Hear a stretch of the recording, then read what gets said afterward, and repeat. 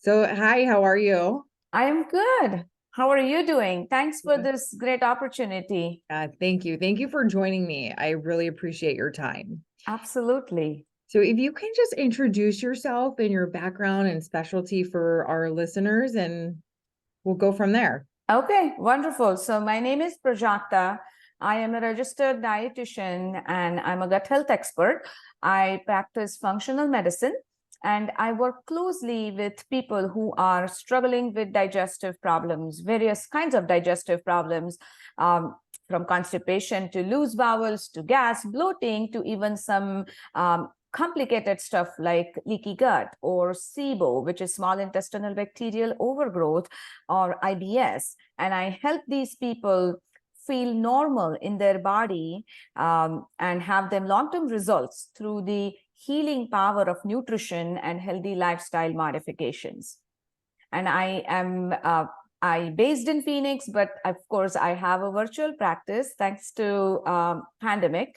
And I work on small groups as well as one-on-one, depending on the needs of my clients. Right. You're speaking my language. Yep. So, a lot of everyone in here has the same message, Mhm. and it's everything needs to be in optimal health Mhm. for your body to function. Correct, correct. And optimal health is definitely important. And I strongly believe in optimal health, which is not just physical, but even emotional and mental. And all these different health are connected to each other, they are not separate. So having an optimal physical, emotional, and mental health is very important. And if you ask me, my opinion is this all begins in your gut. Mm. And if we have a healthy digestive health, optimal digestive health, we will have optimal physical, mental, and emotional health also. So having that balance within our gut microbiome is very, very important, because it can have a lot of physical, mental, and emotional symptoms, and person may be dealing with just overall poor quality of life. One example I can provide in this is as simple as people may lose hair more than normal. So I know we lose a little bit of hair, pretty much every day, or we see them while combing and after showering and things like that. But when you start to notice that you're losing excessive amounts of hair, or your hair are thinning, or there are some bald patches in between, that could be a sign and an indicator that your digestive health is not optimal, it is not in balance. Because poor digestive health definitely can impact the absorption of various kinds of nutrients in our cells. And if your body is not absorbing nutrients, various kinds of nutrients in optimal amounts, if you are deficient, or even if you have like excess amount of any minerals or any other nutrients, that still creates an imbalance. So deficiency as well as excessively high amounts of any specific nutrients and minerals is considered as imbalance, and that imbalance can definitely impact your hair, the health of your hair. Your hair may not look that healthy. You may notice that it's losing luster, they're thinning out. So a lot of things can happen, and I see a lot of clients walking in my office complaining various kinds of things like that. Yeah. Yeah, absolutely. I mean, sometimes all of the tests look great, Mhm. but there's just no explanation for why their hair is brittle or dry or thinning. Correct, correct. Absolutely. And I feel that changing different hair care products may help you, but in my opinion, that is temporarily. If you want to have long-term results, you need to get to the root cause of the problem. And many times that root cause is your imbalanced gut. So changing different products is okay, but it's not a permanent solution. Right. I've actually Mhm. been reading that your gut is your is similar to your brain. Correct. Your gut is similar to your brain. There is a connection between your gut and brain. So our brain and our gut, they talk to each other through a nerve called vagus nerve. And this vagus nerve actually runs from the base of our brain all the way down to your spinal cord. And there are a lot of different neurotransmitters. Those act as a messenger and they exchange messages between your gut and brain. So when you are stressed, for example, for whatever reason, many people have experienced what we call it as butterflies in our stomach. And that is an indication that your brain is sending a signal to your gut. Or in extreme cases, I have some people told me in past that they have to rush to the bathroom because they have a big bout of diarrhea when they are under stress, or if there is any chronic stress going on. So that is a communication that happens from your brain to your gut. On the other hand, when you eat something that doesn't sit well in your body, you may feel that you are a little bit more anxious, you are depressed, you have frequent mood swings next day. And that is a communication that happens from your gut to your brain through various kinds of neurotransmitters. So our gut and brain basically talk to each other 24/7. And so what do you encourage? This is not a diagnosis for anyone listening, because everyone should get their own opinions and seek their own medical professional. Correct. However, on a daily basis, what encourages good gut health?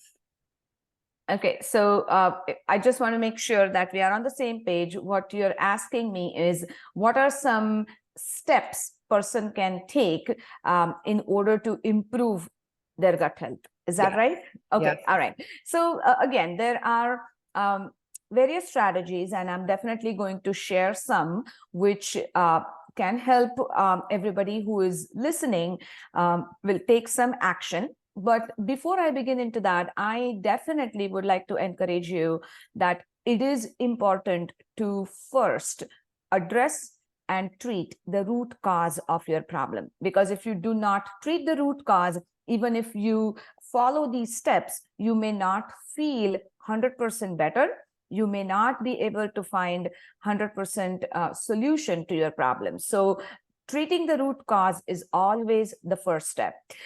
If you are unsure about what the root cause is, you can certainly get some help from a professional who is expert in gut health.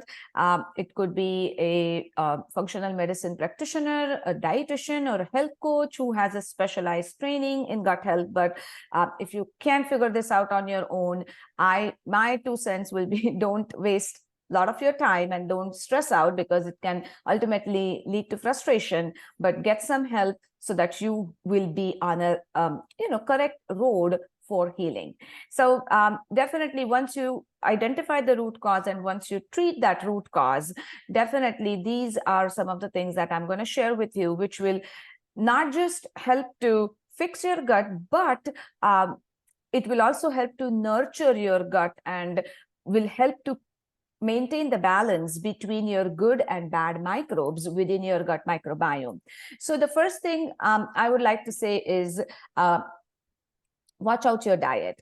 If you feel that your diet is loaded with processed foods with added sugar, artificial sweeteners, a lot of preservatives, additives, colorings, this is not a good thing. You want to make sure that you are trying to eat as clean as possible, and make sure that your diet is 70% plant-based.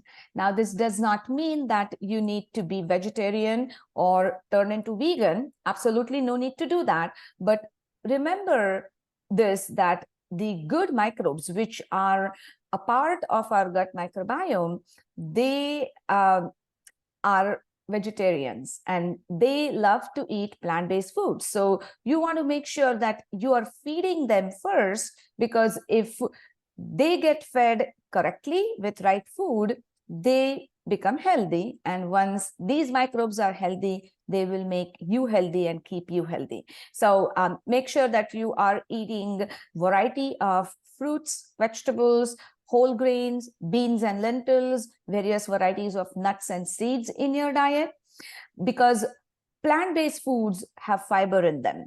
And think of the fiber as a broom to your gut. So it sweeps out all the waste, all the toxic substances, all the bad stuff, and it will help you reduce the inflammation in your body as well. So load up with variety of fruits, vegetables, whole grains, and a lot of plant-based foods. That's my first advice to you. The second step is stay hydrated. Water is like lubricant to your digestive system, so it helps things move smoothly. So sip on water throughout the day. Plus, if you are trying to make your diet 70% plant-based, and plant-based foods are high in fiber, as you're adding more fiber in your diet, you definitely want to make sure that you're increasing your water intake. Otherwise, you will end up having constipation. So that's another reason you want to stay hydrated. And again, this is my personal opinion, but water is water. You cannot replace any other fluid with water. You have your water intake first, and then you can have coffee or juice or whatever. But water is water, and that's the best beverage for our body. You can flavor your water naturally with cucumber slices or apple slices, or adding some mint in your water to kind of have some natural flavor in that.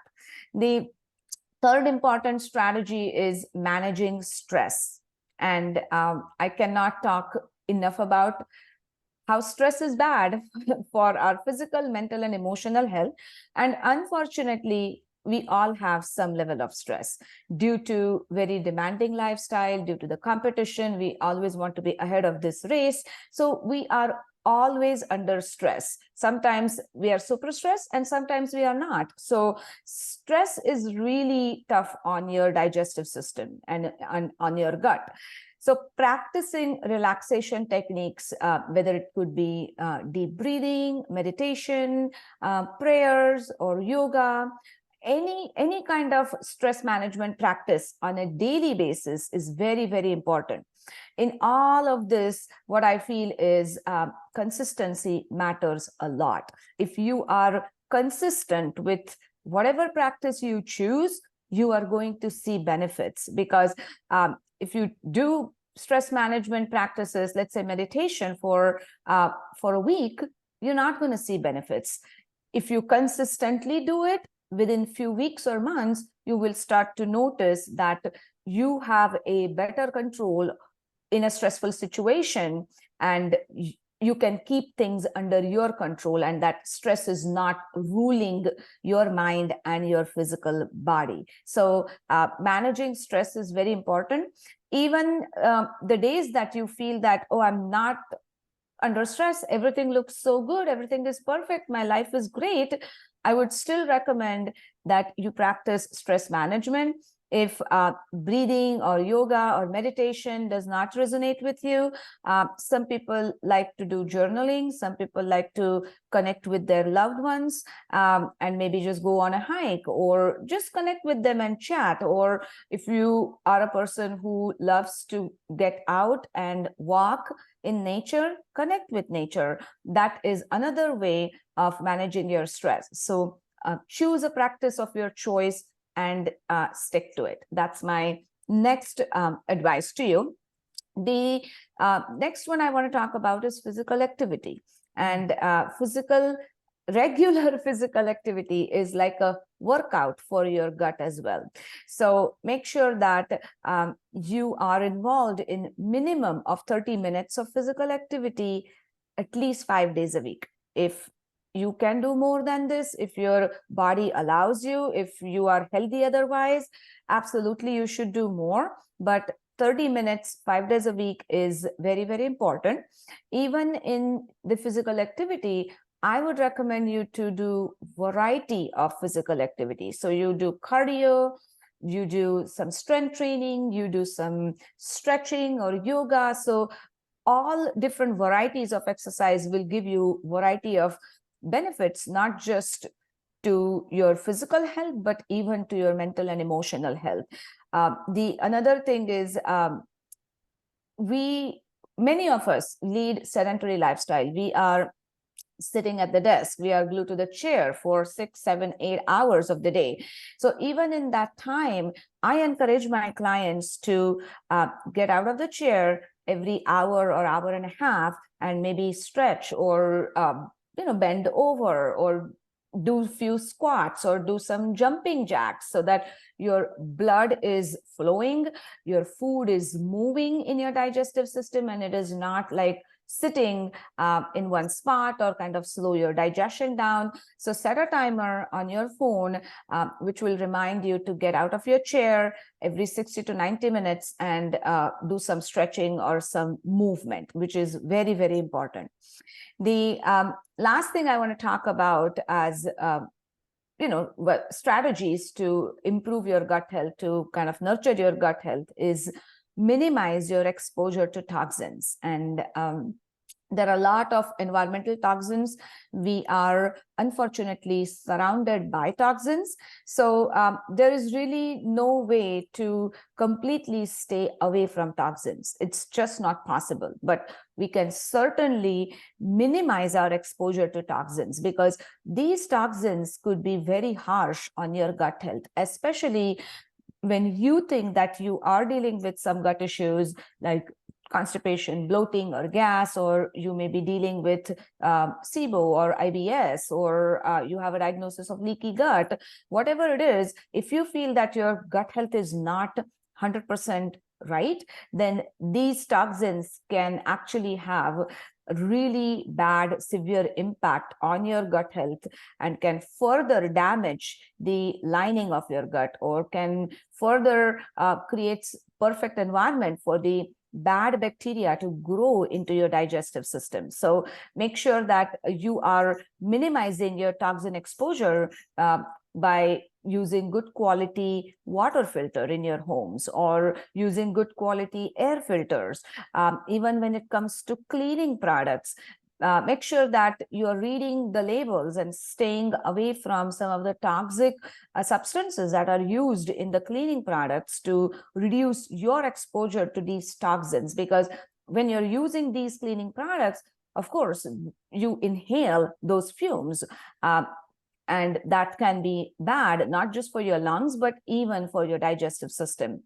The personal care products, there are a lot of personal care products available, and there are a lot of them who are heavily loaded with toxic substances, toxic materials. So at least I would say in those products, minimize your exposure to toxins by choosing relatively cleaner products, whether that's hair care products, whether that is your face creams or body lotions, or even makeup like lipstick and foundations and all those stuff. So make sure that you are using good quality cleaning products as well as good quality personal care products. The other one thing I would like to use, which we can all implement right away, is minimizing the use of plastic in your kitchen.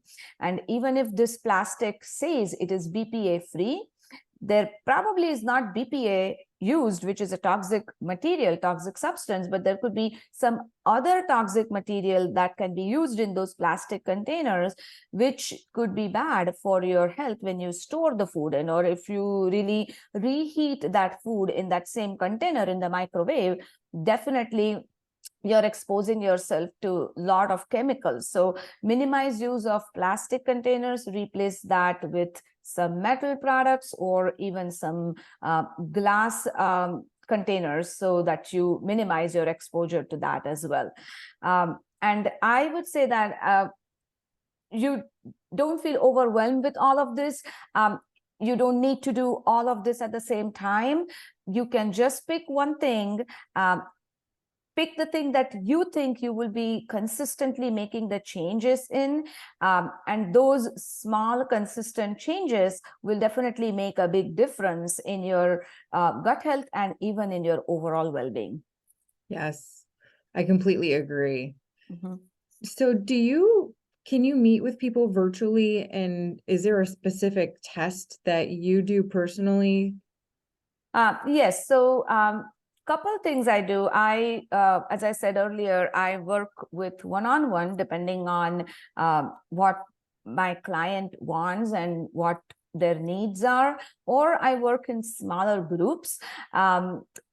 And I do one-on-one sessions. Even I'm working with smaller groups, I meet with them individually, because I strongly feel that everyone's gut healing journey is very different and unique, because everyone's gut health is unique. So you cannot use a cookie cutter approach. There are some sessions that I do in a group, which is like a basic information about gut health and how gut and brain talks, or what kind of probiotics you should be using, or what are clean eating called, or what are some good cleaning products that you can use, which is more of a generic information.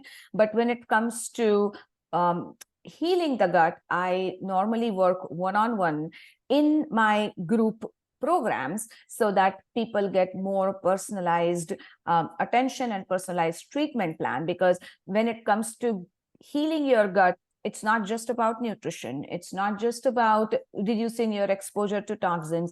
It's not just about managing your stress, but it is a combination of everything. And I always say that it is like a puzzle, and you need to work on every single piece of the puzzle at the same time to see long-term results. So I do that through one-on-one sessions and help my clients get on the right track when it comes to nutrition, or changing some health lifestyle modifications, or even supplement protocol. And there are various tests I do, but I'll just primarily talk about three. I do a food sensitivity test, which is extremely important, because about 85 to 90% of people who struggle with digestive problems, they develop food sensitivities. It is one of the common symptoms of poor digestive health. So people will start to react to those foods, and their choices could be very limited, because they cannot tolerate those certain foods, and those foods actually become toxic for their body, even if they are healthy foods. So by doing a food sensitivity test, the test identifies what foods you are sensitive to and what foods you can eat, so that it helps me come up with a meal plan for them, or it helps me clean up their diet, or it helps me focus on the right foods for my clients. So that's one test that we do. Now, regarding this test, some listeners must be wondering whether those foods will be permanently eliminated from your diet. The answer is no. This is just a temporary elimination until we fix your gut. So eventually, all those foods you can put back into your diet. The second test that I do, and as and when needed, it is a comprehensive stool analysis, where, of course, you send your stool sample to the lab for various testing. And this basically test is giving us a candid picture of your entire gut microbiome, of your entire digestive tract, as it tells us if your stomach is producing enough gastric juices for optimal digestion, whether your gallbladder is functioning correctly, whether your pancreas are making those pancreatic enzymes that are required for the digestion of carbohydrate foods in your diet. It tells us what important species or types of good bacteria are missing from your gut microbiome, so that I can help my clients identify the right probiotics for them. It will also tell us whether there is any kind of infection, because that's another thing commonly seen is people with digestive problems. They could be dealing with some bacterial, viral, fungal, or even parasite infection. And if that's the case, eradicating that infection is extremely important. So this stool test exactly tell us what the infection is about, if at all there is one. And with that being said, I can help my clients come up with some natural herbal protocols to get rid of the infection. Because as I said, if they are dealing with infection, the first step is to get rid of that infection and then you can fix your gut. So that's stool test is what I do. And the third test that I do is HTMA test, which is a hair tissue mineral analysis. And this is very interesting test, and you basically send few strands of hair to the lab, and then the lab test out for different mineral and nutrient imbalances, or even excessively high toxic levels of some levels in your body. And with that information, we can come up with what type of supplements you need, what needs to be done, how we will be able to balance these things out for better absorption of the foods that you are eating in your diet. So that is a very interesting test also, which can not just help you fix your gut, but it can even address some mental and emotional issues that person may be dealing with. Because as I said earlier, our physical, mental, and emotional health are still connected. It is still one, and these are not separate. Yeah. Do you treat children? Not really. I primarily work with adults. I do see kids, but they are at least 17 years old, and 17 onwards, you can say. Yeah. Okay. And then how does it work when someone's out of state? Do you work with insurance or? I do, but with insurances, and if the person is out of state, I'm not sure whether that insurance will cover or not. And that's why we always like to verify benefits. Even these tests that I mentioned, just to be clear, insurance will not be covering these tests, because these tests are something that insurance doesn't recognize as necessary testing for overall well-being. Don't ask me why. That's just the insurance companies. But even if I'm taking their insurance, my visits are generally covered if they have a right diagnosis. But if person needs to get these tests done, those are self-pay. Yeah, it is really interesting how that works. I know. It's yeah. Insurance companies are also making money, right? So Yeah. they need to have some capping on certain things. Yeah. Yeah. But to your point, I actually started working with one insurance company, and they're sending me clients from out of state. So it is possible. Yeah, it is. And that's why I always will be verifying the benefits before scheduling an appointment, because nobody likes surprises later, right? Right. Yeah. Well, you definitely shared a ton of knowledge, and I appreciate that. Absolutely. My pleasure. Is there anything you think we missed or you want to add? I would like to share with the audience that I am hosting a free workshop on November 17th at 3 p.m. Mountain Standard Time. This is going to be on Zoom. And what I'm going to teach people who will be attending is revealing the lab secrets. So I will be teaching everyone who attend the workshop is how to read and interpret your own labs to identify the real culprits behind your digestive troubles and your overall well-being. Because many times, and I have heard this so many times, I've been working as a dietitian for 2 decades now, and I have heard people say that my doctor is saying that all my labs are fine, but I know there is something wrong with me, but I know that I don't feel normal.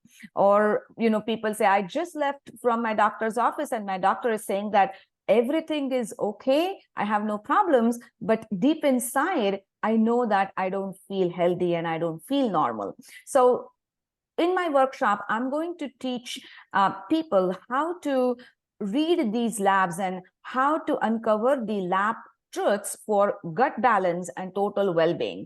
And these are the simple labs that your doctor will be ordering for you, or you must have done that many times. These are CBC, or complete blood count with differential. Very, very basic lab that we all have it when we see the doctor. And I'm going to talk about this particular lab and 5 indicators in this lab about your white blood cell, and I will help you identify whether you're dealing with food sensitivities, whether you're dealing with possible any type of viral, bacterial, or fungal infection. I will teach you if you are possibly dealing with autoimmune conditions, because even with any autoimmune conditions, I have heard some horror stories, literally horror stories from my clients, that their doctors are not ready to do any autoimmune blood work on them because they are not experiencing symptoms. So in other words, conventional medicine practicing doctors will wait until you have all the symptoms, and then they will run the blood work or specific blood test on you. But in my opinion, that's too late. If you can catch these things early on, you can actually prevent yourself from having or from getting a label of any autoimmune condition diagnosis. And if you can do that ahead of time, why not, is my question. So I'm going to reveal these hidden insights within the standard lab test that conventional medicine may miss. And I want to shed some light on the true causes of your digestive issues so that you can be on a right path of healing. Yeah, I love that. I mean, that's so important. It is. Do you have a Facebook page or a business page as well? I have a private Facebook group, and it's a free group. Anybody can join it. If you want, I can share the link later. Yes. I don't know top of my head here. That's okay. But I'll share that with you. And in my Facebook group, I do some free seminars sometimes, and I always share something. I go live periodically to talk about different things. If I learn something new, I like to share with my people in the group. So it's active group. People will ask me questions. So you see all various kind of interactions within the group. Yeah. And I want to make sure I personally don't miss your series November 17th. Oh, sure. Yeah, I will send you that link as well so that you can share with the audience and listeners. Yep. Great. Well, thank you. I found everything you were saying fascinating and, so in line with what we should be doing with our bodies. Yes, my pleasure. Yep. So getting ahead of this game is very important, because I feel that if you can listen to your body, if you can catch some things that your body is trying to tell you early on, you could be saving yourself from getting into different complications.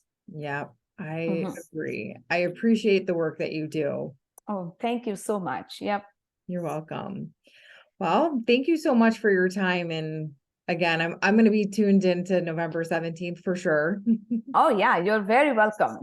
And we'll make sure we put all of your links for everyone to join as well. I think you'll have a great turnout. Yes, thank you so much. And again, thank you very much for this great opportunity to share my knowledge with your audience. Yeah, thank you so much. Yeah. All right, bye. Have a good day. You too.